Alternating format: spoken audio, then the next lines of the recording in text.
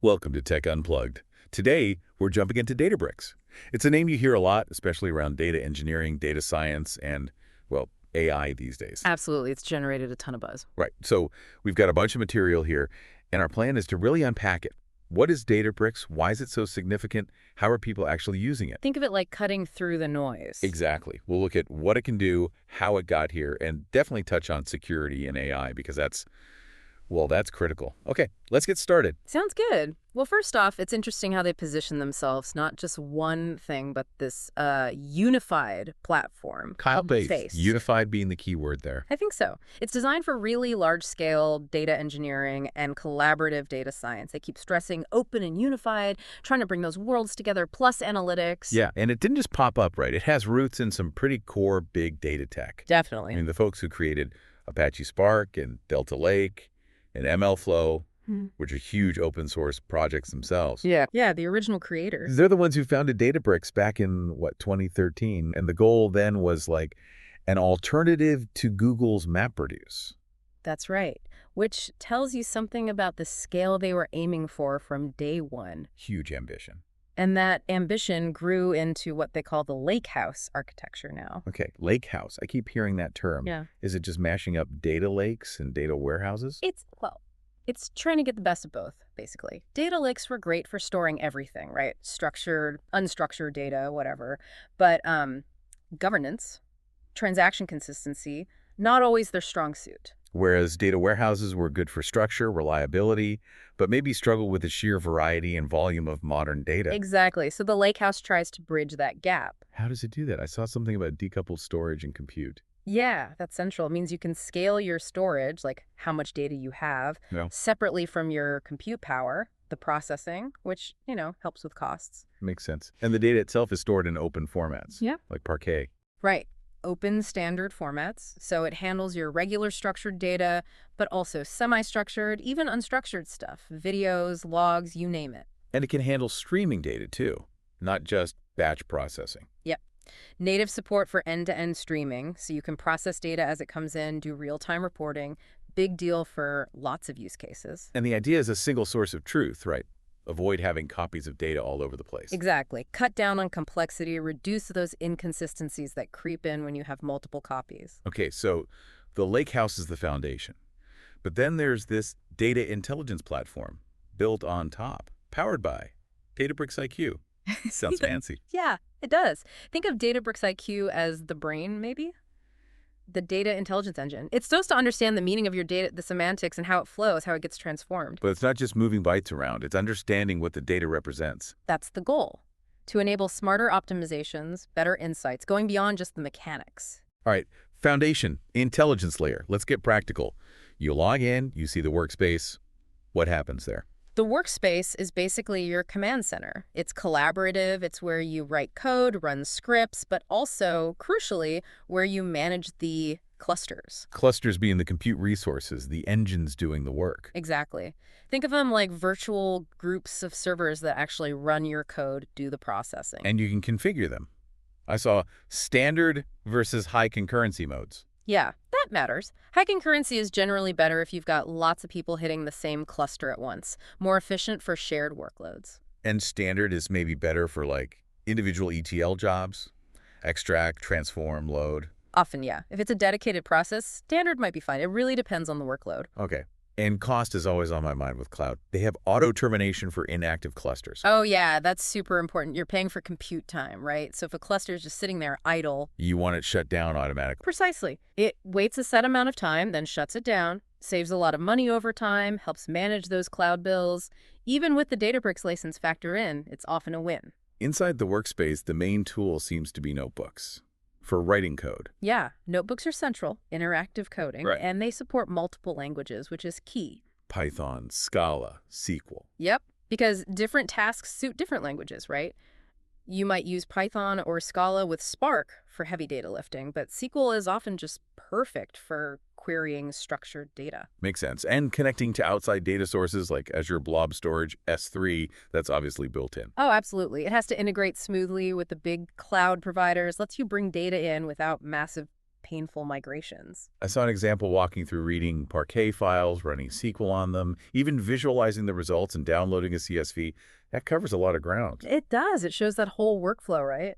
Ingest, transform, analyze, visualize, share, all in one place. You can even upload your own smaller files like JSONs to play around. So it really tries to be that end-to-end toolkit. That's the idea. Streamline the whole process. Okay, let's talk Delta Lake. It comes up all the time. And they say it's more than just a file format. What's the deal there? Yeah, Delta Lake it's fundamental to the lakehouse concept. It builds on formats like Parquet, but adds this critical layer on top, a metadata and governance layer. Bringing data warehouse features to the data lake? Is that the idea? That's a great way to put it. Reliability, advanced features, but on your flexible data lake storage. So what does that give you, practically? What are the benefits? Several big ones. First, A/D transactions. Like databases. Atomic, consistent, isolated, durable. Exactly. Makes your data writes reliable, consistent, even if things crash mid-operation. Super important for data integrity. Okay. Schema evolution means you can change your table structure over time without breaking everything. Add columns, change types, that kind of thing. Handy. Avoids those painful migrations. Definitely. And there's time travel. Data versioning.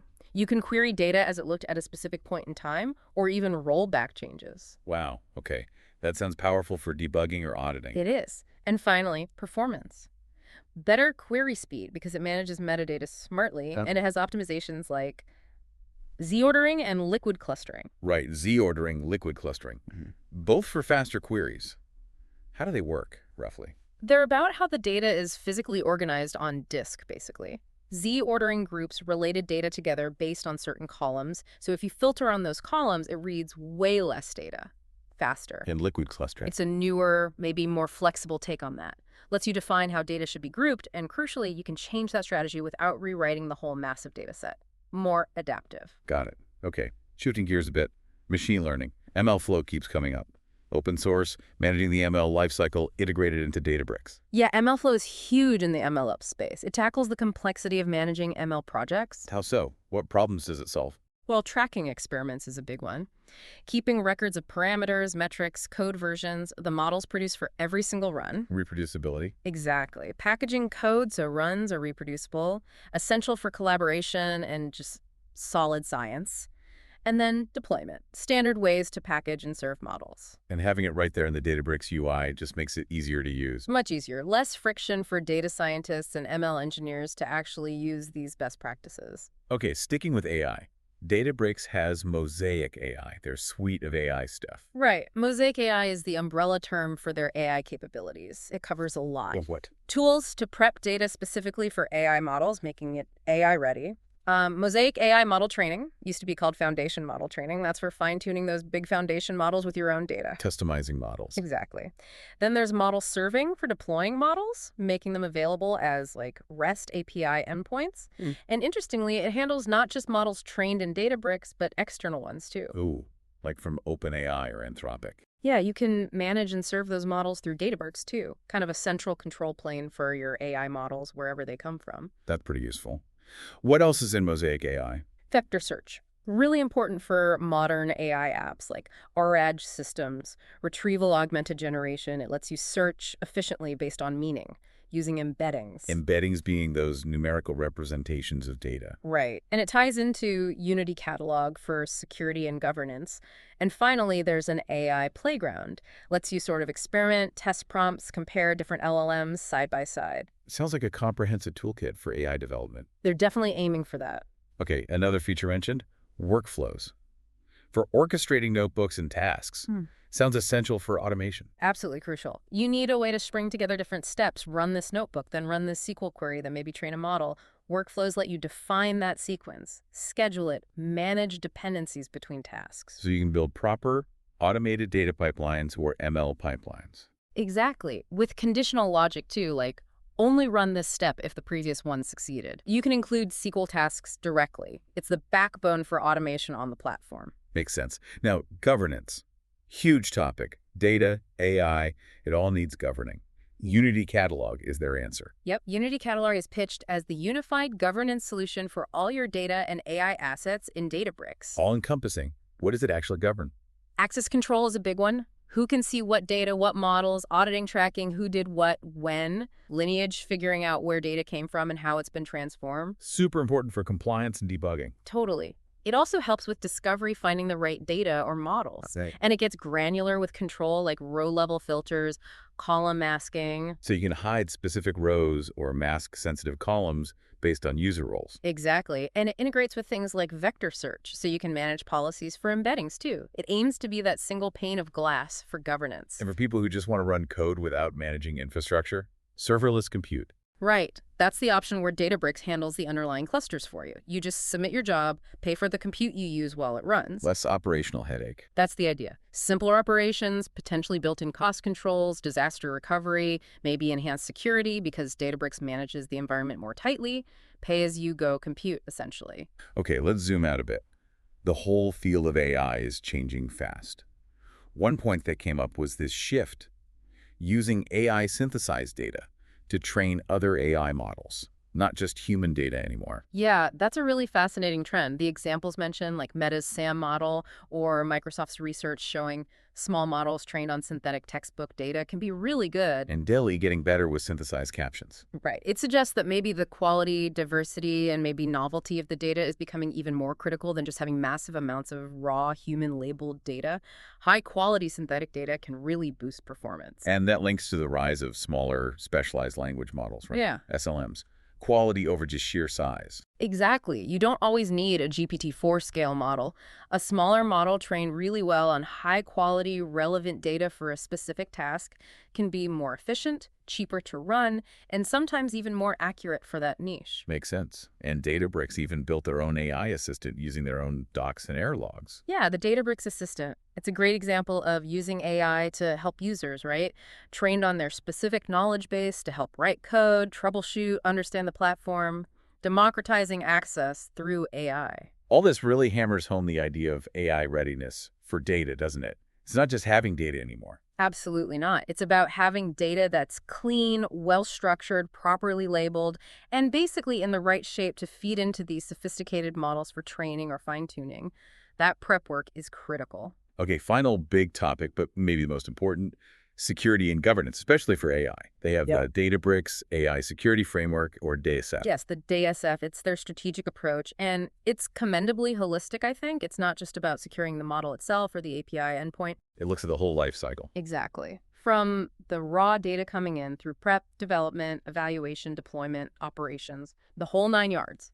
It recognizes that attacks can happen anywhere in that chain, often using simple methods. So it provides actionable controls for each stage, defense in depth. That's the core idea. Multiple layers of security.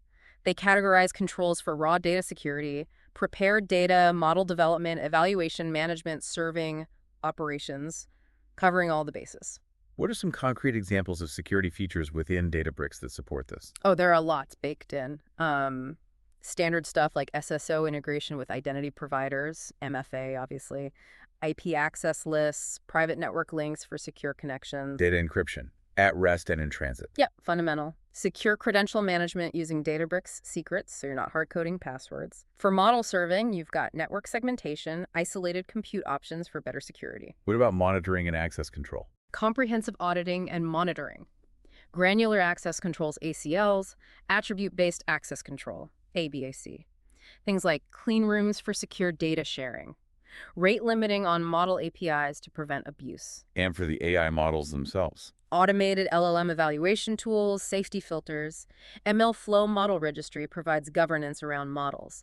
And it all ties back into Unity Catalog for those central policies. Plus, they do proactive stuff like red teaming and bug bounties. That sounds incredibly thorough. A lot to think about. It is, and the framework really stresses collaboration. Data teams, AI teams, security teams, they all need to work together. You can't secure this stuff in silos. And it addresses specific AI risks, like data poisoning, model theft, LLM hallucinations. Yeah, it explicitly calls out those kinds of risks and suggests mitigations. Supply chain vulnerabilities, too, which is a big one for AI components, is trying to be very current with the threat landscape. Wow. Okay, that was quite the deep dive. We've covered a lot of ground. from Databricks origins with Spark to the whole data intelligence platform on the lakehouse. Yeah, covering the workspace, Delta Lake, ML Flow, Mosaic AI. Right, and Unity Catalog, serverless options, and finishing with that really critical focus on security through the DEST.